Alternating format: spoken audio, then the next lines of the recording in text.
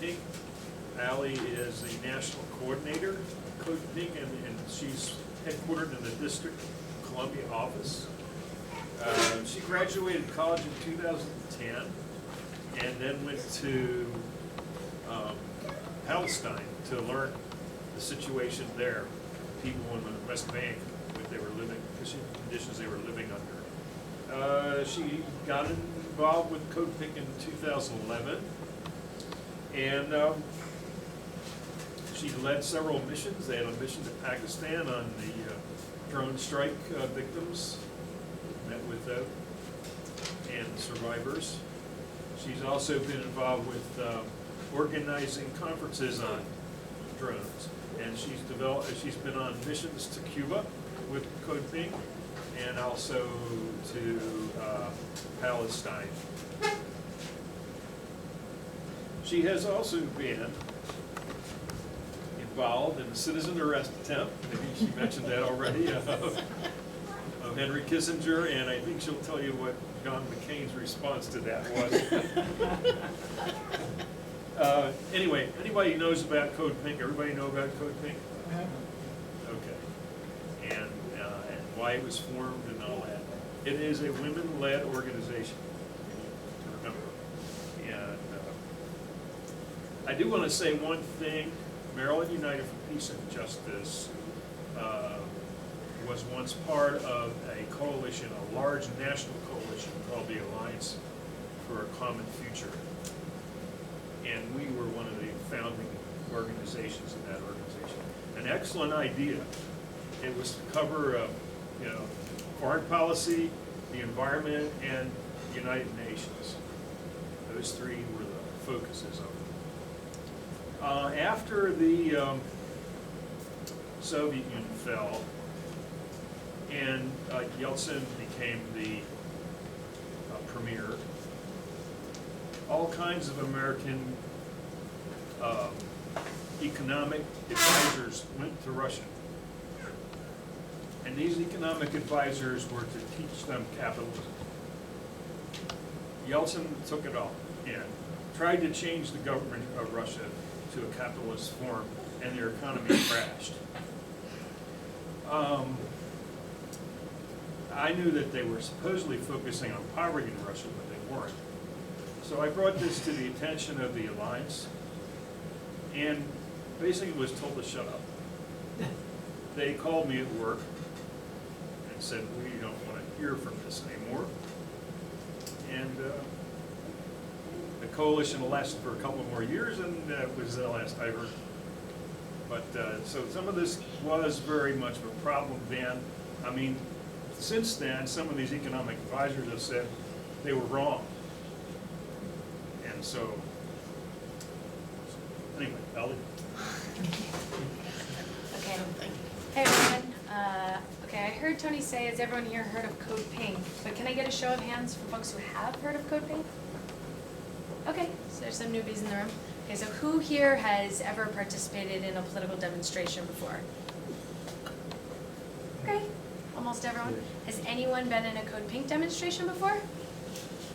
All right, I've got a room full of potential recruits then. So my name's Allie. I've been with Code Pink for 5 years now, based in Washington, D.C.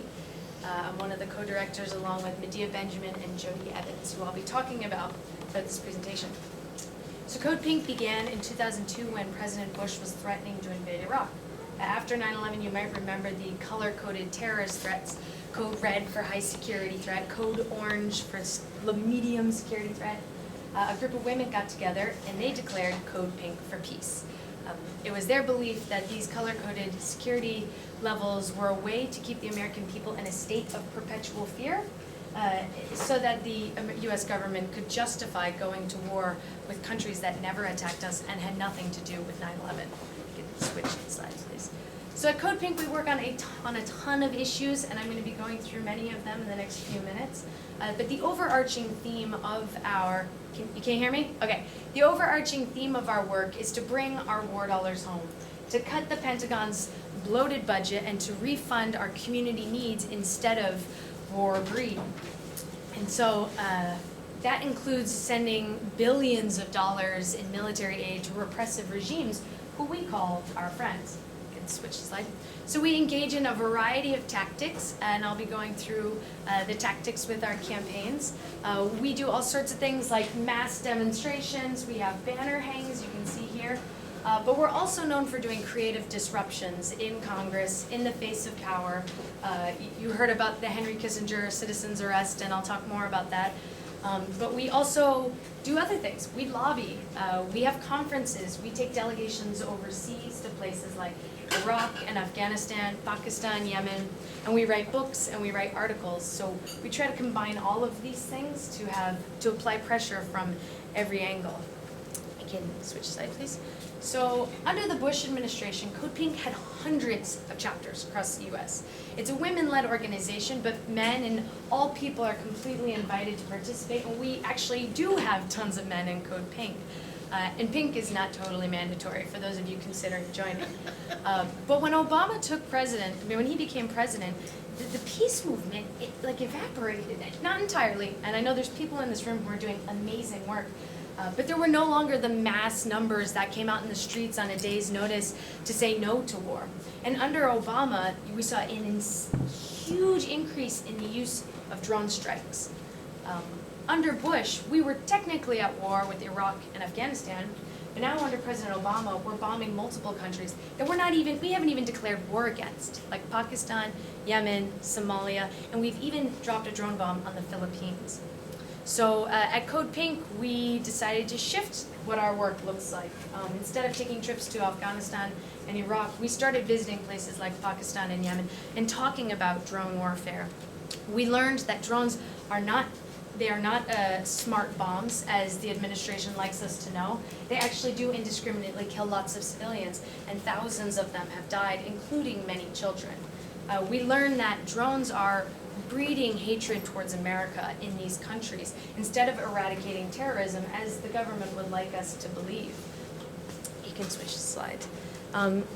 As I mentioned, we visited Pakistan and we met with survivors of US drone strikes, and they told us the horrors of having drones overhead all the time, making these buzzing noises that haunt their children and give the whole community PTSD.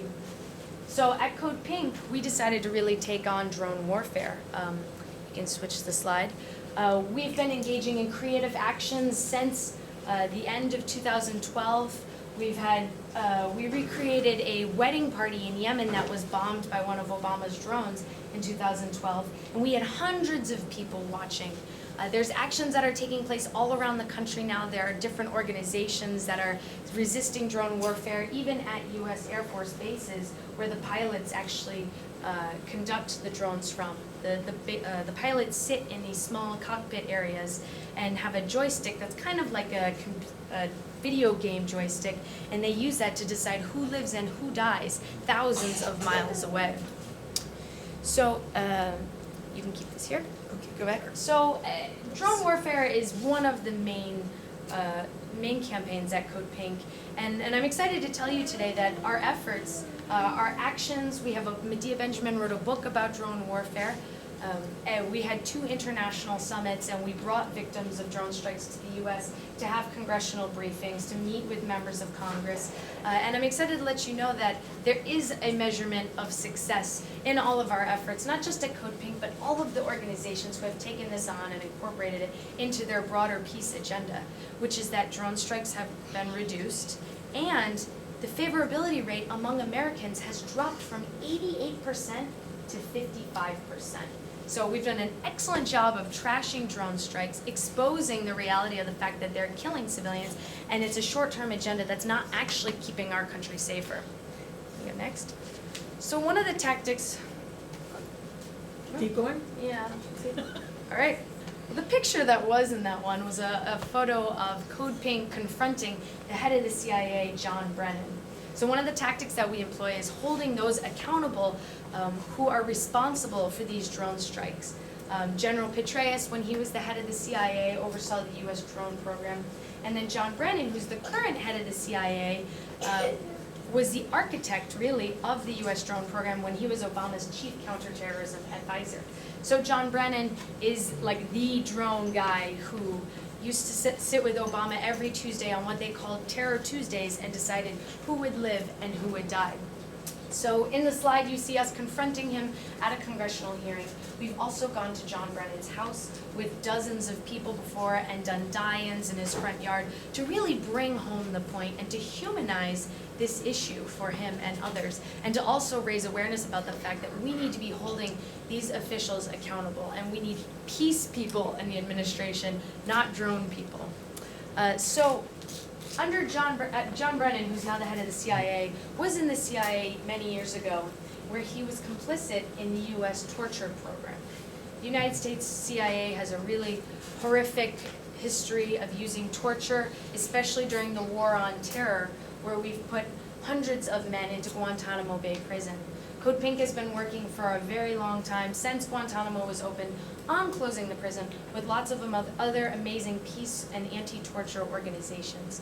This is a photo from Yemen. We brought a delegation there a couple years ago and met with family members of Guantanamo detainees who have been cleared for release but have been waiting in prison for over a decade to be free. Guantanamo is another example of things that are making people around the world hate our country, and so that's why we're working to close it. Keep going.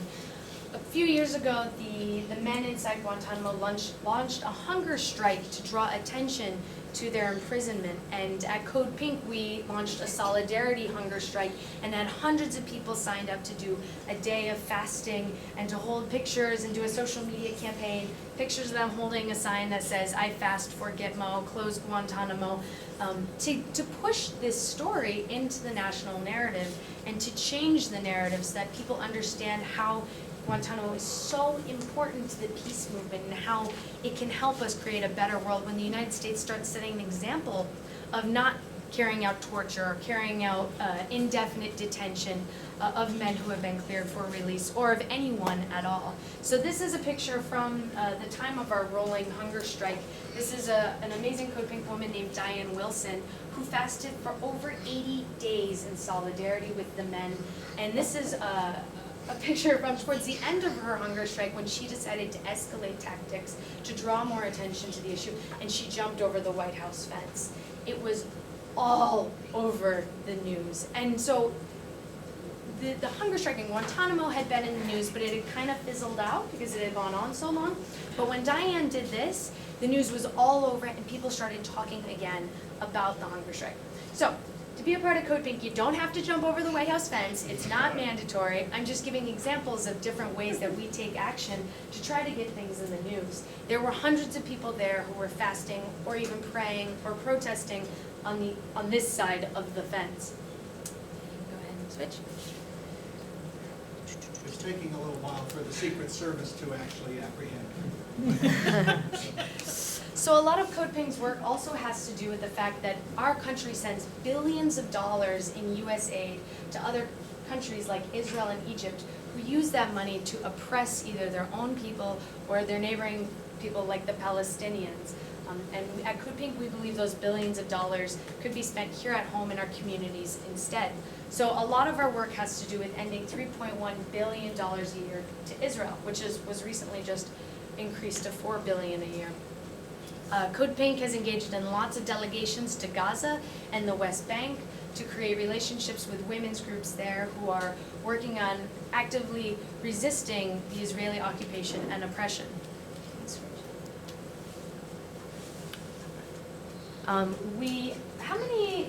So a couple years ago, Israel conducted a bombing campaign of Gaza, killing thousands of people, including hundreds of children.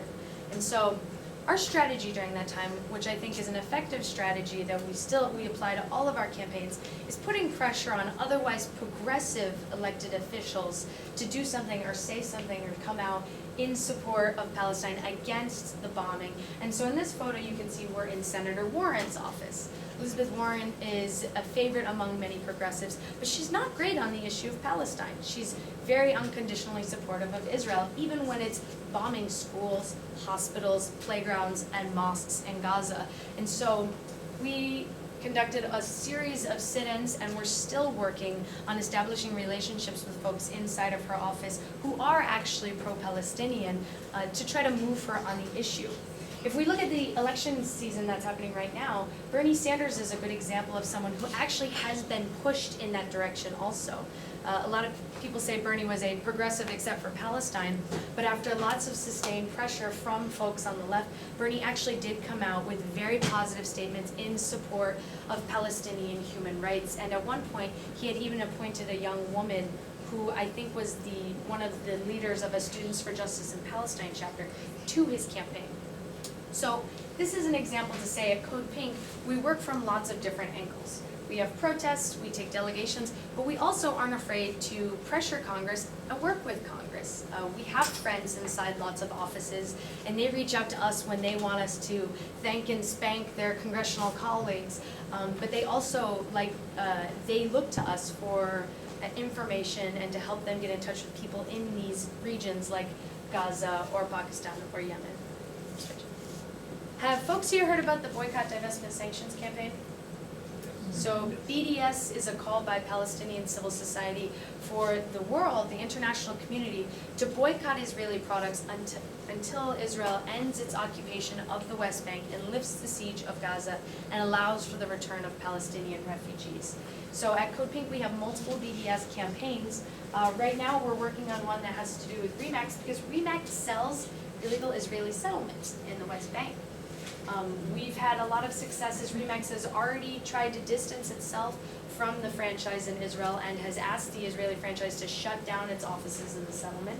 And this is a great campaign because people all over the world, well at least in 90 countries where RE/MAX operates, are able to do actions and contact their local real estate agents to say, hey look, I'm not going to do business with RE/MAX. So it's less of a boycott campaign and more of a corporate responsibility campaign. But so far, we're really optimistic.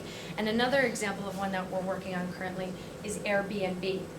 Airbnb rents out settlement homes. And so we've been targeting them, and we've heard through backdoor deals that they are going to be taking off the settlement homes on their listing. But we haven't finalized it yet, but we're really optimistic. You can switch. So we have had some successful campaigns in the past. Ahava is a women's, well, it's not women's, but it's a cosmetic company that primarily targets women. And the factory is in an Israeli settlement in the West Bank. For the last 7 years, Code Pink targeted Ahava, asking it to move its factory.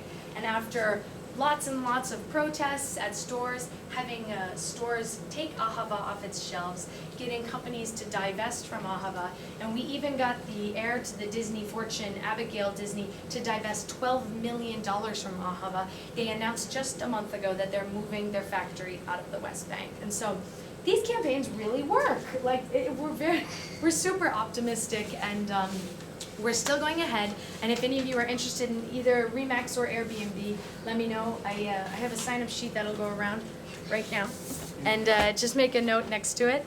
Got the governor of New York very worried. Yeah. So there is lots of anti-BDS legislation happening at the state level and at the federal level potentially, and so we're going to be working on that at Code Pink as it comes up to defend our right to boycott, because boycotting has been is a long tradition in the peace movement for social change, and it has been successful in the past. You can go ahead. SodaStream closed the Yes, factories, that's the other example of a win. We were very active on the campaign to get SodaStream to move its factory out of the West Bank also, and we won that one with a larger coalition of folks from Jewish Voice for Peace and the U.S. Campaign to End the Israeli Occupation and others who are working on this issue. So while I'm talking about successes, I want to touch upon a few others because, as a young person, it's really easy to get down about everything awful that's going on in the world, but I'm also extremely optimistic because in my 5 years with Code Pink, we've had lots of wins already. Wins being a relative term because things are still really awful everywhere. So this is a photo from our peace insurrection that we pitched outside of Congress when Obama was threatening to bomb Syria. This is back towards the end of 2013. I was actually on vacation and unplugged for the first time ever, and I came back to this horrific news that Obama thought that the best way to deal with Assad's horrific crimes was to drop more bombs on him. The peace movement quickly mobilized and said, no way. U.S. military interventions in the Middle East have failed for over a decade. They've resulted in the deaths of countless people, and this isn't the solution. We need to be pursuing political solutions instead of military solutions.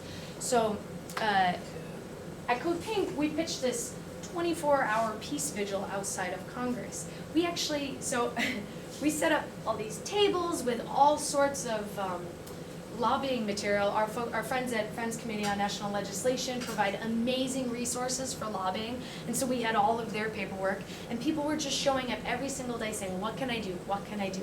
And we'd say, okay, you can either go inside with these lobby materials and talk to your elected officials, or you can stand outside with a sign, you can talk to people and hand out stuff walking by, or you can be disruptive in a congressional hearing and stand up and say, you know what, no more war, we're sick of it. And so we said there's different levels of engagement depending on what you're comfortable with. We had a huge whiteboard that had the names of all the swing votes of the members of Congress who were on the fence. And it literally came down to 100 of them who weren't sure, and it was gonna go one way or the other. So we had people sitting out there making calls after calls after calls. We even had Tea Party people join us to do this, because people from all across the political spectrum said, we don't want another war. So my takeaway from that is that diversity of tactics and diversity of political persuasion was really what led to the ultimate fact that Obama decided, well, he was pressured not to bomb Syria. You can switch the slide. This is when John Kerry was testifying about how he wanted to bomb Assad. But it was really a lot of people power that went into this. It wasn't just Code Pink, it was so many organizations who came out and contributed in different ways. Avaz and MoveOn.org had a peace vigil at one point, and there were so many people there, and there were so many Republicans there. And we never get Republicans at our events, but it was a great place to make connections so that we can work together on other issues. Another example of a victory that we've had in the peace movement recently is the Iran nuclear deal. July 17th is the 1-year anniversary of the nuclear deal, and at Code Pink we worked very hard with our friends at FCNL and American Friends Service Committee. So the Quakers are awesome. We worked really, really hard with the administration on this one to ensure that the deal went through. July 17th, is that? July 17th is the anniversary. So it was strange for us because it was the first time, I think, ever that we were actually on the same side as the administration. But it was a really incredible people-powered movement that it took to defeat AIPAC, the Israel lobby in the United States, which poured millions and millions of dollars into trying to sabotage the nuclear deal.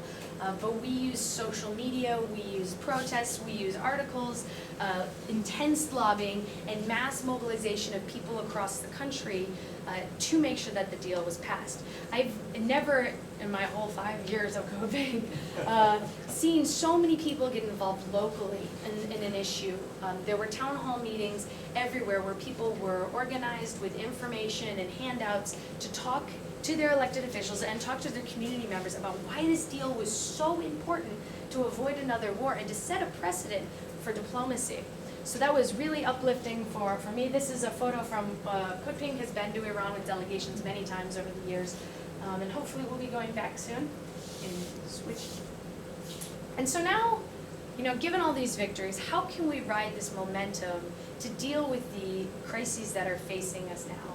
I said we had a victory because Obama didn't bomb Assad, but so many people have died in Syria. So many people are starving, are being killed, and what are we doing as a peace movement to deal with the issue of ISIS and how our government is dealing with ISIS by dropping more bombs and breeding more extremism in the Middle East? How can we push our government and mobilize people to advocate for political solutions instead of military solutions? So this is something we're grappling with at Code Pink and trying to work on. And one of our approaches to it is putting pressure on the United States regional allies to see what they're doing about pursuing political solutions to ISIS instead of military solutions. And we've been looking specifically at Saudi Arabia. Saudi Arabia is one of the United States' closest allies in the Middle East. But Saudi Arabia has been killing people in Yemen for the last year mercilessly. Over 6,000 people have died in Yemen using US-made weapons that we send to Saudi Arabia every year. They're the #1 recipient of US-made weapons. And so We really shifted our campaign focus this year to talk about U.S. allies in the Middle East. Who are they? Are they representative of our supposed values as a country? Saudi Arabia not only has killed over 6,000 people in a war of aggression on Yemen over the last year, they also oppress their own people and have lots of political prisoners in prison for things like blogging, and they publicly have executed dozens of people already this year alone.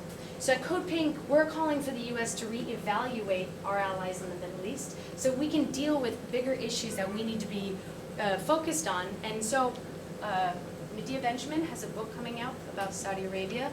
It will be out next month, actually, and she's going to be going on speaking tour, speaking specifically about the relationship between the U.S. and Saudi Arabia and how we need to use that relationship as leverage to get them to respect human rights, which is something our country needs to do first as well, but also so how we can deal with regional issues in the Middle East.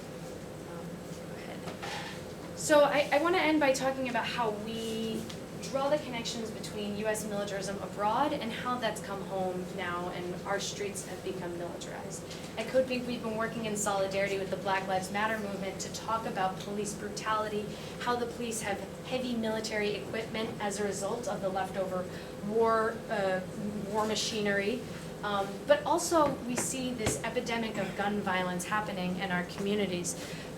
We have been mourning since the massacre in Orlando, and we're ready to mobilize and work with folks from the Muslim community who are worried about the backlash of Islamophobia, and the folks from the LGBTQ community who are directly impacted by this.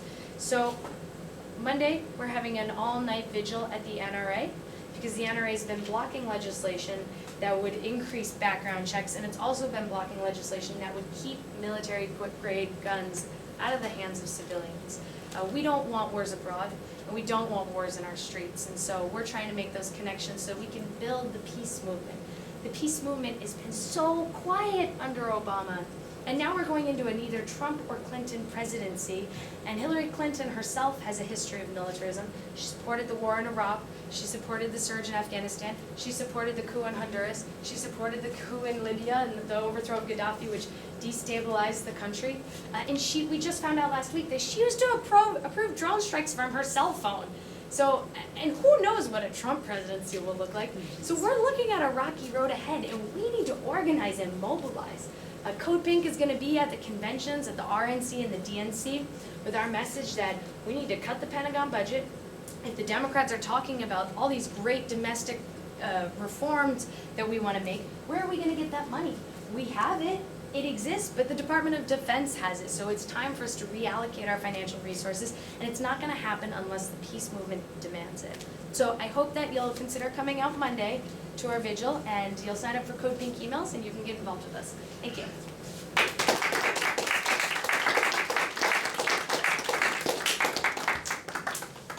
Al, you want to take some questions?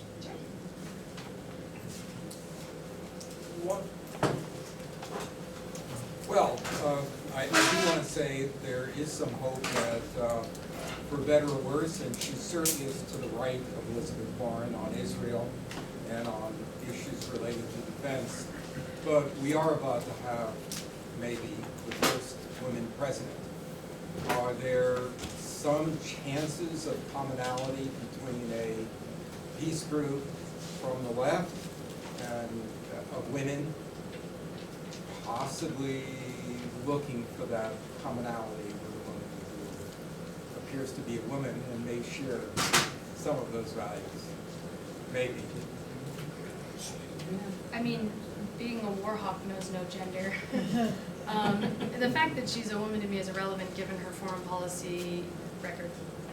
And I would love a woman president, but I don't want a war hawk for president. But still, there must be levels of commonality. I mean, it's literally that she has a vagina also. Well, yes. One commonality might be the NRA. And instead of doing an all-night vigil, which has the office closed and does nothing, why not do an all-day vigil? That's not what I was going to comment on. I asked, because I was stopped cold in the, this week, when 50 or so State Department personnel signed a petition Now, State Department, look for dialogue, look for commonality, look for a way to avoid militarism. And yet, more than 50 of them, this is management and above, signed this petition to tell them, you know what, we're past talking, we gotta do something with ISIS. What do you think of that? Yeah, well, I think it's a sad day when our diplomatic wing is calling for war. What- And it was, we saw as when Hillary Clinton was the head of the State Department, she was the one who oversaw these military coups in various places. I think we need an overhaul of the State Department and a reestablishment of their mandate that diplomacy is their job. You know, we have a War Department already. So I think that we need a Department of Peace, and the State Department isn't that. And I just want to say one thing about the NRA Vigil. We have like 20 partner organizations working on this, and we collectively decided to begin it at night, so folks could come after work, and then it's going to go all night into the next day, so anyone who's able to stay during the day can and will. And our goal isn't necessarily to get the NRA to stop immediately. Our goal is to build community among the different groups who are coming, who were impacted not just by this recent gun violence, but by episodes of gun violence all over the place. So it's really to have an event overnight where we can strategize and build for long-term solutions. So you said that the Warhawk knows no gender, so I assume that peace is not just a women's issue? And Not therefore, at all. Peace is a human issue. Yeah, Actually, men- not even, it's a planet issue. Right, men can join the protest. Yes. What is the ratio? I mean, how many men